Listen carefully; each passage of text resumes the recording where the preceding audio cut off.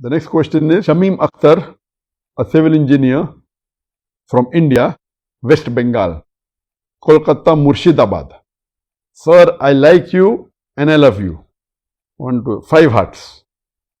How do we know that our fasts have been accepted by Allah?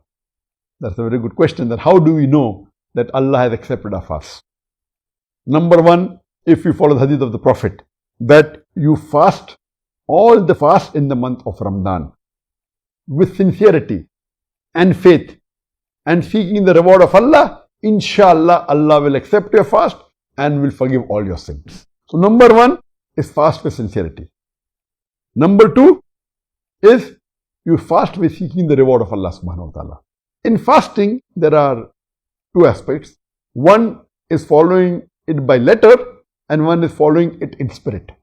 Following in letter, you have to abstain from all the fast breakers, the 10 fast breakers. You don't have to eat, you don't have to drink, you don't have to involve in the sexual activities and so on and so forth, the 10 fast breakers. So this is following in letter. In spirit, you have to abstain from telling lies, abstain from bad deeds, you have to do good deeds, you have to keep on speaking the truth and so on and so forth.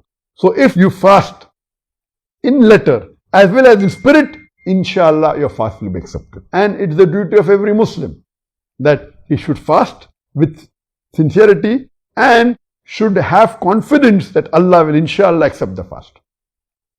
What are the signs that you can see that your fast has been accepted? There are various signs. One of the signs is that after Ramadan you see that your good deeds have increased as compared to what they were before Ramadan.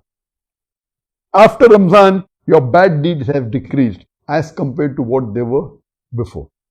You realize that your ibadah has increased, your salah has increased, your charity has increased, your good activities have increased. So this is one of the signs that when your ibadah increases, your good activities have increased, inshallah, Allah has accepted your fast.